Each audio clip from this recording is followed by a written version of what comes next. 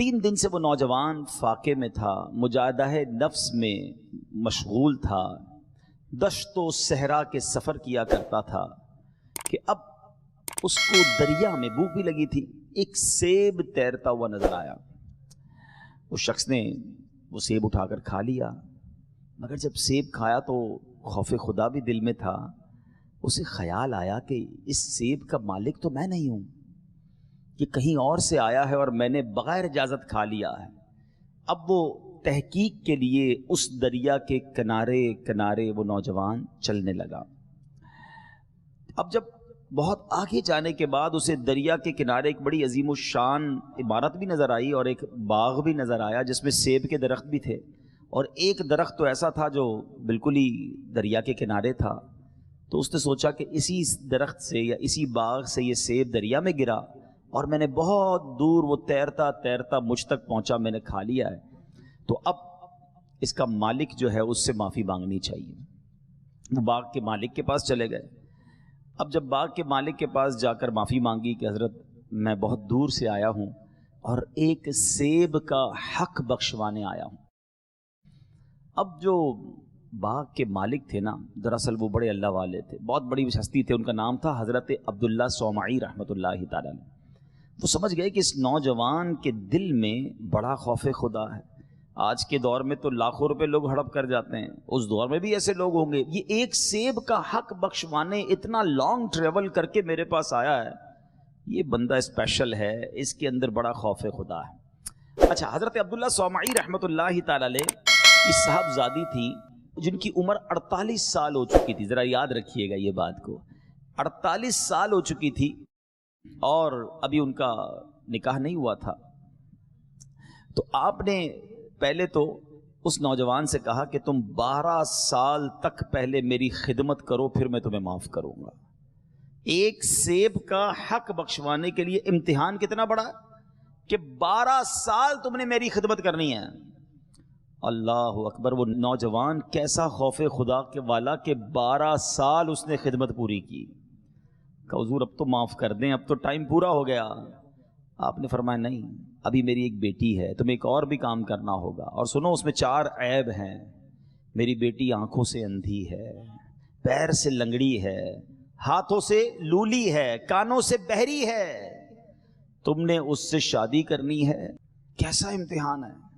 ایسی معذور لڑکی جس کے اوصاف بتائے جا رہے ہیں کہ وہ اندھی لولی لنگڑی ہے، 48 ایئرز، 48 سال کی عمر بھی ہو چکی ہے، مگر وہ کمال کا نوجوان تھا۔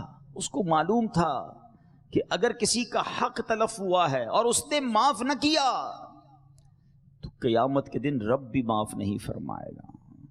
ذرا سوچیں کہ یہ ہم سب لوگوں کے لیے کتنا بڑا درس ہے، اور خاص طور پر ان لوگوں کے لیے درس ہے جو کسی کا مال دبا لیتے ہیں، کسی کی زمین پر قبضہ کر لیتے ہیں، کاروبار میں ڈنڈی مارتے ہیں، جھوٹ بول کر کسی کے ساتھ دھوکہ کرتے ہیں۔ اچھا، بعض اوقات یہ ذہن ہوتا ہے میرا کوئی بگاڑ تھوڑی سکتا ہے، کیا کر لے گا غریب آدمی، کیا بگاڑ لے گا میرا۔ یہ بہت بڑی بھول ہے جو یہ سمجھتا ہے نا کہ میرا کوئی کچھ نہیں بگاڑ سکتا۔ پچھلے دنوں میں نے ایک بڑا کمال کا جملہ سنا کہ انہوں نے پنجابی میں کہا کسی نے کہ تندرست اور تگڑے آدمی سے نہ ڈرو، ماڑے آدمی سے ڈرو۔ یہ جو کمزور ہوتا ہے نا اس سے زیادہ ڈرنا چاہیے۔ تو پوچھا گیا کہ کیوں؟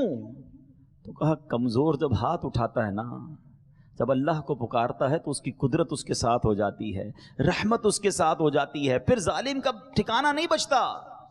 تو وہ لوگ جو یہ سمجھتے ہیں کہ میرا کوئی کچھ نہیں بگاڑ سکتا، یاد رکھو جب مظلوم اللہ کی بارگاہ میں فریاد کرتا ہے نا، پھر ظالم کو وہ پکڑ ملتی ہے، پھر ظالم پر وہ عذاب ہوتا ہے، دنیا میں بھی وہ برباد ہوتا ہے، اور آخرت کا حساب تو پھر بڑا ہی نرالا ہے۔ سیدی اعلیٰ حضرت امام اہل سنت فرماتے ہیں کہ جو کسی کے 3 پیسے جان بوجھ کر دبا لے، میں 3 لاکھ روپے کی بات نہیں کر رہا، میں 30,000 روپے کی بات نہیں کر رہا، میں 3 کروڑ روپے کی بات نہیں کر رہا، 3 پیسے، امام اہل سنت فرماتے ہیں اس بندے کو 700 مقبول با جماعت نمازیں دینی پڑ جائیں گی 3 پیسے کے بدلے۔ اب سوچے وہ شخص جو لوگوں کے حق دباتا۔ اچھا، کچھ لوگ کہتے ہیں یار سامنے والا بھول گیا ہے، اس کو تو یاد ہی نہیں ہے۔ ارے اس کو یاد نہیں ہے، مگر تمہیں لوٹانا ہوگا۔ تو اے میرے پیارے اسلامی بھائیوں، وہ نوجوان پہلے تو 12 سال خدمت کی، پھر ایسی لڑکی سے، ایسی عورت سے شادی کے لیے بھی تیار ہو گیا۔ نکاح ہوتا ہے، یہ نوجوان جب اپنے کمرے میں جاتا ہے تو گھبرا جاتا ہے کہ اندر تو نہایت ہی خوبصورت دوشیزہ موجود ہیں، کوئی بیماری نہیں، کوئی اندھی نہیں، کوئی لنگڑی نہیں، کان بھی ٹھیک ہیں۔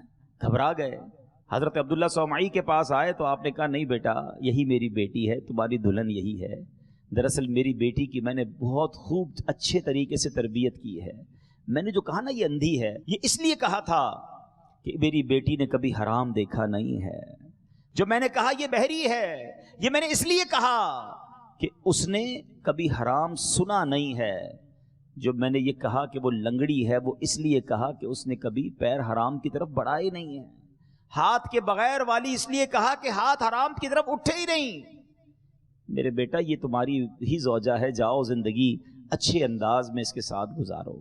ذرا سوچئے گا یہ جوڑا کیسا تھا کہ ایک طرف ایسی پاک نیک عورت ہے، اس قدر پارسا خاتون ہیں، اور دوسری طرف جو نوجوان، ان کا نام کیا تھا؟ ان کا نام سیدنا ابو صالح محمد رحمت اللہ تعالی علیہ، یہ وہ تھے۔ اب ذرا سوچیں یہ دونوں جب ملتے ہیں، جب ایسا مبارک جوڑا بنتا ہے، تو آپ کو معلوم ہے ان کے یہاں اولاد کون پیدا ہوتی ہے؟ سبحان اللہ، ان کے یہاں کوئی اور نہیں، پیران پیر شیخ عبد القادر جیلانی رضی اللہ تعالی عنہ پیدا ہوتے ہیں۔ یہ غوث پاک کے والدین کا واقعہ ہے۔ اللہ اکبر، اللہ کریم نے اپنے اس ولی کامل کے لیے گویا کیا شاندار جوڑا ملایا۔ ماں باپ ایسے تھے، اللہ نے ایسی اولاد عطا فرمائی جو ولیوں کے سردار بن گئے۔